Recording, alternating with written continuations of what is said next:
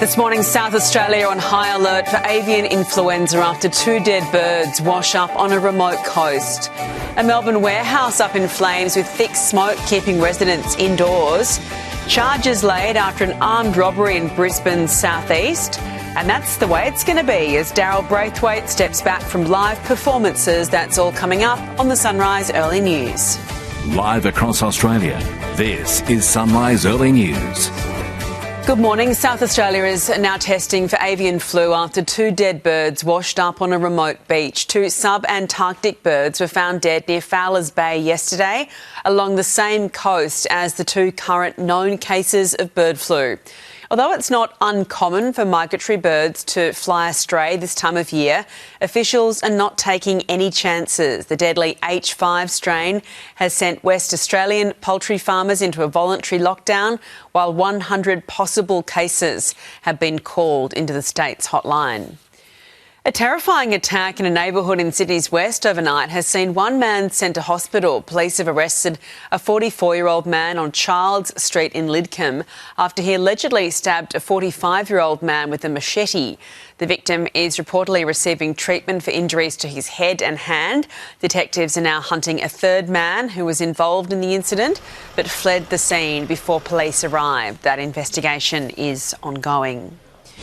In breaking news, Melbourne arson detectives will investigate a suspicious factory fire this morning after a blaze ripped through a Laverton North warehouse just after 1 o'clock. Over 30 firefighters attended the concrete tilt slab factory on Little Boundary Road, with flames seen burning through the roof. There is a smoke hazard warning for the area, with residents advised to keep doors and windows closed. There have been no injuries reported. And in more breaking news from Melbourne, the homicide squad detectives are investigating, or assisting police rather, after a burnt-out car was found at Madingley, 60 kilometres west of the CBD. Emergency services were called to Ironbark Road just before 3 p.m. on Tuesday after the car was found on fire. Crime scene detectives are still assessing the scene. After a productive first round of talks between Iran and the US over the terms of their ceasefire, the Strait of Hormuz is staying open for now. Marley Hogan is in Washington, D.C. for us. Here we go again, Marley. What are we seeing at the moment?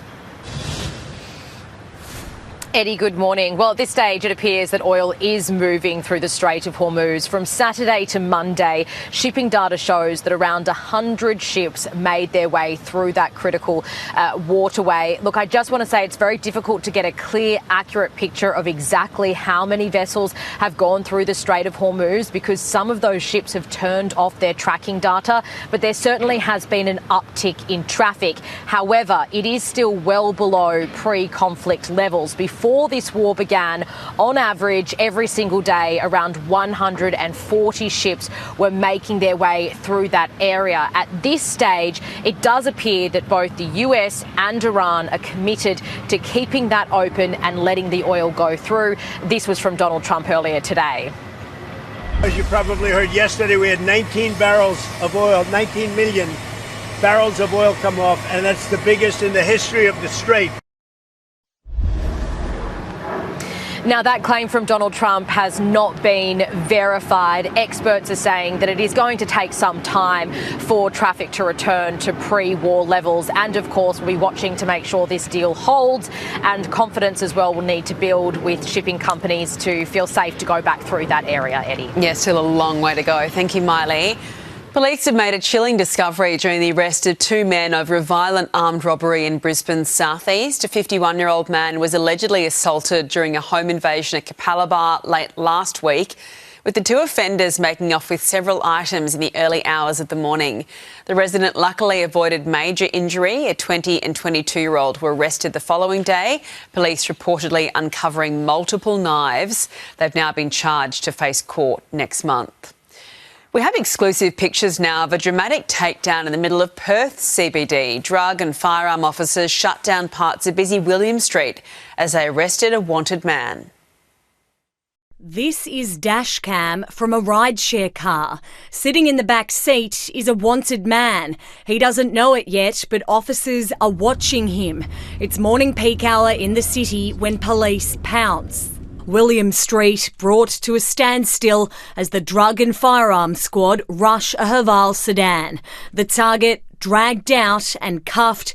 Our cameras were rolling as the target was put into the back of a police car and questioned by detectives. The vehicle searched, but the driver was an unlucky bystander. An Uber driver caught up in a major police takedown. I'm shocked. You're shocked? Yeah. 2 police were here, 2 police were here. Only for 4 police. Did they drag him out of the car? Yeah. Officers were clearly watching their suspect. The Uber driver told me he wasn't even 2 minutes into his trip before police descended. Tonight, a 25-year-old is in custody. No charges have been laid. Cassidy Moscone, 7 News. Well, it seems the horses will ride no more, with Australian pop icon Darryl Braithwaite announcing he's stepping back from live performances. As the days go by, he said he's lost the joy of performing after his 48-year-long career. The 77-year-old ARIA Hall of Fame inductee took to social media to share his gratitude, but also his struggle with singing in public now. Melbourne-born Braithwaite started as lead singer of the 70s rock band Sherbet before making it big with the horses as a solo artist. We're checking Wednesday's weather now. Brisbane mostly sunny and 22. Sydney sunny day, late shower or two 19. Canberra morning frost and fog 15. Melbourne possible showers and 16. Hobart cloudy and 11. Adelaide mostly sunny and 16. Perth sunny and 21. And Darwin sunny and 32.